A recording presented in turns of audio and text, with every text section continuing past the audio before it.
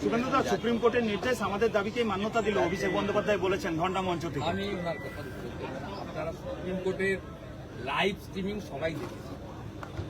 তিনি পরিষ্কার কথা বলেছেন যে এই অনগোয়িং প্রসেসের মধ্যে 10 লক্ষ সামথিং এখনো পর্যন্ত যারা অ্যাডজুডিকেশন ছিল তাদের ডিসপোজ অফ হয়েছে এবং সেখানে 30% মতো নাম বাদ গেছে বলে তারা সেখানে লাইভে বলছেন। তারপরে বলেছেন যে এই মুহূর্তে মাননীয় মেনকা গুরুস্বামীকে বলেছেন আপনাদের কাজ এখন ওয়েট অ্যান্ড ওয়াচ। সব অধিকাংশ পিটিশন ডিসমিস করেছে। যখন বলেছে যে আপিল করার সুযোগ পাবো কিনা, তখন বলেছে 226-এ আপিলের মানে বাক স্বাধীনতা মৌলিক অধিকার সবার আছে, সে প্রমাণ করবে। আর জুডিশিয়াল অফিসারদের বিরুদ্ধে বলেছে আঙুল তুললে আমরা কিন্তু কাউকে ছাড়বো না, রেয়াতি। এগুলো দেখার পরেও যদি আমি তো উড়িষ্যার পাশে থাকি মেদিনীপুরে, সেখানে একটা উড়িয়ায় কাহাবত আছে, ইচ্ছা কৌ মনকে পাবো, অর্থাৎ মিথ্যা হোক যেন মনে ধরে। সেই জন্য বলছি এর অন্য কোনো কারণ ব্যাখ্যা নেই। অন্য কারণ চাপে নয়, ভোট হবে কমিশনের মতে। বারবার সংঘাত দেখা গেছে, আজকে ধর্ণা মঞ্চ থেকে সেই প্রাক্তন রাজ্যপালের সঙ্গে সৌজন্য সাক্ষাৎ করতে গেলেন মুখ্যমন্ত্রী। আমি এগুলো নিয়ে মন্তব্য করবো না। মিস্টার বোস খুব শিক্ষাবিদ মানুষ, তিনি যেভাবেই হোক এখানে চালিয়েছেন, চেষ্টা করেছেন, তার কথা শোনেনি। বর্তমানে যিনি আসছেন তিনি মমতা ব্যানার্জিকে সংবিধানের এবিসিডিটা ভালো করে শেখাবেন। তিনি মমতা ব্যানার্জির হাত থেকে হাতে ধরিয়ে নেবেন। দাদা, অন্য কারোর চাপে নয়, নির্বাচন হবে কমিশনের মতেই কড়া মন্তব্য জ্ঞানেশ কুমারের। কড়া মন্তব্য জ্ঞানেশ কুমারের যে অন্য কারোর চাপে নির্বাচন হবে। ভালো চলছে। আসল সমস্যা ছিল সিও অফিসে 6 বছর আরি জাপতাপ ছিল, সেই জন্য আমরা অনেক কিছু বিচার পাইনি। 2024-এর লোকসভা ভোটে 7 দফায় ভোট হয়েছে। প্রত্যেক দফায় বিকাল 4টা থেকে 6টা ক্যামেরা বন্ধ করে মৃত অ্যাবসেন্ট ভোটারদের তালিকা নিয়ে 7 দফার সুযোগ নিয়ে ব্যাপক ছাপ্পা ভোট দিয়েছে তৃণমূল। আরি জাপতাপ তার সৌজন্যে।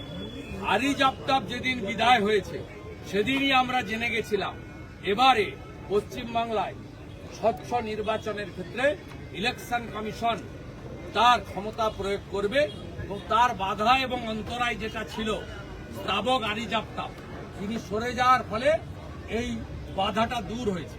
তাই জ্ঞানেশ কুমারজি যেটা বলেছেন তার উপরে আমরা সম্পূর্ণ আস্থা রাখি, কিন্তু শুধু ইলেকশন কমিশন নির্ভর নির্বাচন ভারতীয় জনতা পার্টি করবে না। আমি সর্বত্র বলছি সনাতনী এবং আদিবাসীরা জোট বেঁধে যদি উদ্বাস্তু হতে না চান, পশ্চিমবঙ্গকে জামাতের হাতে না যেতে চান, সব মিটিংয়ে আওয়াজ উঠছে যা ফুফু তুই চলে যা, বাংলাদেশে চলে যা, যা খালা তুই চলে যা, বাংলাদেশে চলে যা। আমরা এটাকে বাংলাদেশ হতে দেব না। বাংলাদেশ হতে যদি দিতে না চান, ধর্ম রক্ষতি রক্ষিত, দল বেঁধে সকালবেলা বেরোন, পদ্ম ফুলে ভোট দিন এবং সব বাংলাদেশি মুসলিম অনুপ্রবেশকারীকে যোগীজির কাছ থেকে বুলডোজার আনিয়ে বুলডোজারের মাথায় তুলে এপার থেকে। দাদা, 5 দিন পর মুখ্যমন্ত্রী মমতা বন্দ্যোপাধ্যায় ধর্ণা তুলে নিলেন মমতা ব্যানার্জি। উনি ভেবেছিলেন উনি বসে থাকলে জ্ঞানেশ কুমারজি তার আশা বন্ধ করবে, উনি বসে থাকলে জ্ঞানেশ কুমারজি ভয়ে আত্মসমর্পণ করবেন। জ্ঞানেশ কুমারজি এয়ারপোর্টে নামা থেকে আজকের প্রেস কনফারেন্স পর্যন্ত তার সাংবিধানিক অধিকার, ব্যক্তি স্বাধীনতা এবং তার রাষ্ট্রপ্রেমের প্রতি অবিচল থেকে তিনি দাপিয়ে বেরিয়েছেন। হাতি চলে বাজার, কুত্তা ভুকে হাজার। উনি কালীঘাট মাকে দর্শন করেছেন, বেলুড় মঠে ঠাকুর রামকৃষ্ণ দেবকে পুজো করেছেন, সন্ন্যাসী মহারাজদের আশীর্বাদ নিয়েছেন, আর যাওয়ার সময় বলে গেছেন আপনারা যখন প্রশ্ন করেছেন মহারাষ্ট্রে এক দফায় হলে পশ্চিমবঙ্গে এক দফায় হবে না কেন, খুব ইঙ্গিতপূর্ণ বক্তব্য রেখেছেন। বলেছে এটা ডিপেন্ড করে আইন শৃঙ্খলার উপর। পশ্চিমবঙ্গে যে আইন শৃঙ্খলা নেই এই কথাতে তিনি স্বীকার করেছেন। তিনি বলেছেন 100% বুথে লাইভ স্ট্রিমিং ওয়েবকাস্টিং হবে। তিনি বলেছেন যে পুলিশ আধিকারিক এবং প্রশাসনিক আধিকারিকরা নির্বাচনের কাজে যুক্ত, তারা এতটুকু অবহেলা করবেন, দলবাজি করবেন, অন্যের দ্বারা প্রভাবিত হবে, তাদের বিরুদ্ধে এমন ব্যবস্থা নেওয়া হবে যাতে তাদের সাসপেনশন ভবিষ্যতে কোনোদিনই না হয়।